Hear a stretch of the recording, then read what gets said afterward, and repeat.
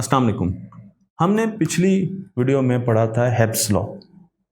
ये लॉ कहता है कि वो न्यूरॉन जो एक वक्त में फायर होते हैं वो इकट्ठे कनेक्शन बना लेते हैं। Neurons that fire together wire together, उनकी एसोसिएशंस बन जाती हैं।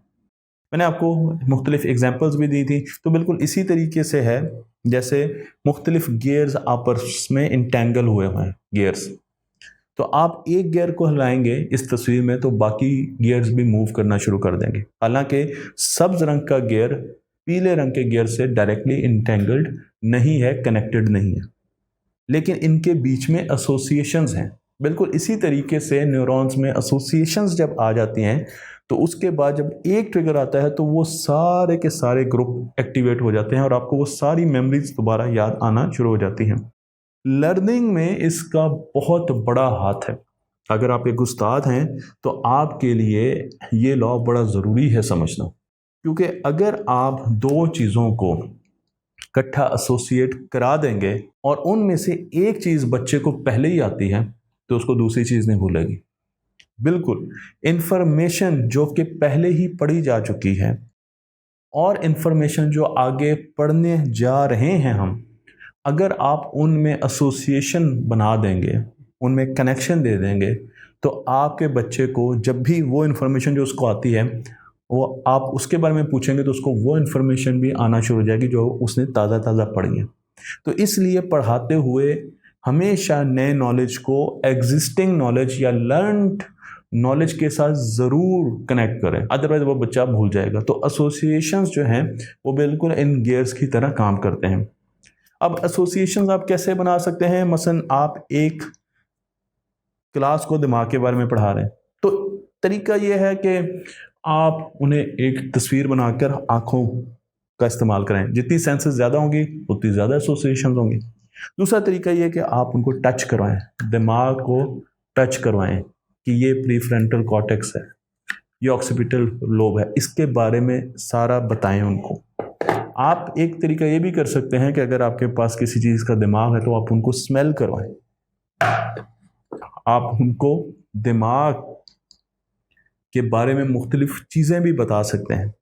तो आप मूवमेंट को, उसके टेस्ट तो नहीं करा सकते, खैर आप उसके वीडियोस को, जो भी कॉन्सेप्ट पढ़ रहे हैं उसकी ऑडियो को, उसके टच पैरामीटर्स को, अगर इन सब को ज़्यादा से ज़्यादा यूज़ करेंगे तो अब कभी भी बच्चे के सामने तस्वीर आएगी तो उसको याद आ जाएगा। अगर बच्चा आंखें बंद करके भी किसी ऐसे खुरदरी चीज़ पर हाथ फेर रहा है तो उसको एकदम याद आ जाएगा कि दिमाग ऐसा होता है। अगर वो कहीं ब्रेन का वर्ड सुनेगा और आपने वो वर्ड बार बार बोला होगा तो तब भी उसे याद आ जाएगा। तो आपने एसोसिएशंस बना दी और जब आपने एसोसिएशन बना दी तो अब उसके 5-6 ट्रिगर बन गए। कोई एक ट्रिगर भी कहीं से आएगा। सपोज वो दिमाग पढ़ रहा था जब वो च्युइंगम खा रहा था, तो अब फ्यूचर में कभी भी वो च्युइंगम खाएगा उस टेस्ट की तो उस वक्त याद आ जाएगा कि उस जब मैंने लास्ट टाइम ये च्युइंगम खाई थी तो मैं क्या कर रहा था, मैं दिमाग पढ़ रहा था। आपके साथ ऐसा होता होगा कि कई टेस्ट की हुई चीज़ें अचानक आपको किसी वाक़े की तरफ लेकर जाती हैं, तो वहाँ पर हेब्स लॉ काम कर रहा होता है। निमोनिक्स, चीज़ों को सिंपल करके पढ़ने के लिए, अब प्लैनेट्स का नाम याद करना बड़ा मुश्किल है, लेकिन अगर मैं एक जुमला लिख दूँ, my very excellent mother just served us natures, तो अब इसके पहले पहले लफ्ज़ उठा लें आप तो आप बड़े आराम से प्लैनेट्स के नाम रख सकते हैं। निमोनिक्स मुश्किल भी हो सकते हैं, लेकिन क्या किया आपने इसकी एसोसिएशन बना दी ऑलरेडी लर्नड नॉलेज के साथ। उसके अलावा आर्टिफिशियल एल्गोरिदम्स में भी हेब्स लॉ बहुत ज़्यादा यूज़ होता है। अगर हम आर्टिफिशियल इंटेलिजेंस की बात करें तो हम न्यूरल नेटवर्क के एल्गोरिदम्स की बात कर रहे होते हैं, डीप लर्निंग के एल्गोरिदम्स की बात कर रहे होते हैं। अगर आप फेशियल रिकग्निशन की बात करें तो यहाँ पर इस लॉ को बहुत ज़्यादा इस्तेमाल किया जाता है, जहाँ पर पैटर्न को रिकग्नाइज किया जाता है और उसे फिर रीइंफोर्स किया जाता है बार बार, ताकि हमें वो पैटर्न भूले ना। तो आर्टिफिशियल इंटेलिजेंस में भी हेब्स लॉ का इस्तेमाल किया जाता है, मार्केटिंग में किया जाता है। जी हाँ, आपने कोक लेनी है, कोक को किसी अच्छे पॉजिटिव एक्सपीरियंस के साथ जोड़ दें, जब भी वो पॉजिटिव एक्सपीरियंस आएगा आपको कोक याद आ जाएगी। तो इसीलिए कंपनियों ने अपने स्लोगन्स कैसे रखने शुरू किए? Open happiness. जब आप खुश होंगे आपको कोक याद आ जाएगी, आई एम लविंग इट। तो आप जब भी किसी चीज़ को पसंद कर रहे होंगे, जब उसको पसंद कर रहे होंगे, उसको लव कर रहे होंगे, तो क्या होगा, आपको मैकडोनल्ड्स याद आ जाएगा। क्यों? उन्होंने ब्रांड को, प्रोडक्ट को जोड़ दिया है पॉजिटिव एक्सपीरियंस के साथ, एसोसिएट कर दिया।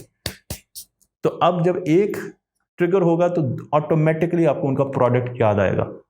वो फीलिंग जब भी आपको होगी, वो पॉजिटिव एक्सपीरियंस होगा तो आपको वो ब्रांड याद आएगा। और अगर आपको कभी किसी ने ब्रांड का कहा तो आपको वो पॉजिटिव फीलिंग यार अच्छा है, एलजी कहता है लाइफ्स गुड, तो इसका मतलब अगर अच्छी ज़िंदगी है तो फिर एलजी तो होना चाहिए ना। तो वो आपके दिमाग के साथ खेल रहे होते हैं। एक ज़माना था जब नर्सेज कोका कोला के इश्तिहार में आती थी कि ये सेहत के लिए इतनी अच्छी है, 90s 50s की बात है, तो उस वक्त लोग ये समझते थे कि अगर कोक पियेंगे तो हम हेल्दी रहेंगे।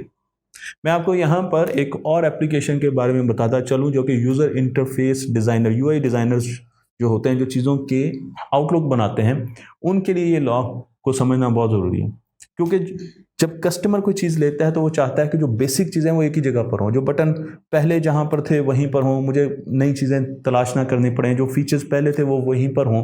तो अगर आपने कोई मोबाइल लिया है और आपने बटनों वाले मोबाइल पर ज़िंदगी गुजारी तो टच स्क्रीन पर जाते हुए मुश्किल होती है, नई एसोसिएशंस बनानी पड़ती। तो कंपनीज ये ख्याल रखती हैं कि हम बहुत बड़ी ट्रांजिशन ना लाएं अपने प्रोडक्ट्स में।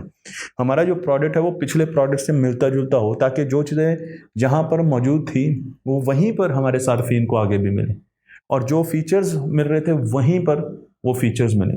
वेबसाइट्स में भी इस चीज़ का डिज़ाइन का ख्याल रखा जाता है, मोबाइल फ़ोन्स में भी ख्याल रखा जाता है। तो ये सारी जितनी भी चीज़ें हैं ये समझाने के लिए बताई हैं कि ये छोटी छोटी स्ट्रेटजीज कैसे आपके दिमाग को चेंज कर रही हैं, आपके दिमाग की न्यूरोप्लास्टिसिटी से फ़ायदा उठा रही हैं, कंपनीज फ़ायदा उठा रही हैं, डिज़ाइनर्स फ़ायदा उठा रहे हैं, टेक्नोलॉजिस्ट, टीचर्स उठा सकते हैं, मेंटोर्स उठा सकते हैं, मोटिवेशनल स्पीकर्स उठा सकते हैं, इंस्पिरेशनल स्पीकर्स उठा सकते हैं, और मेरे जैसे साइंस कम्युनिकेटर उठा सकते हैं।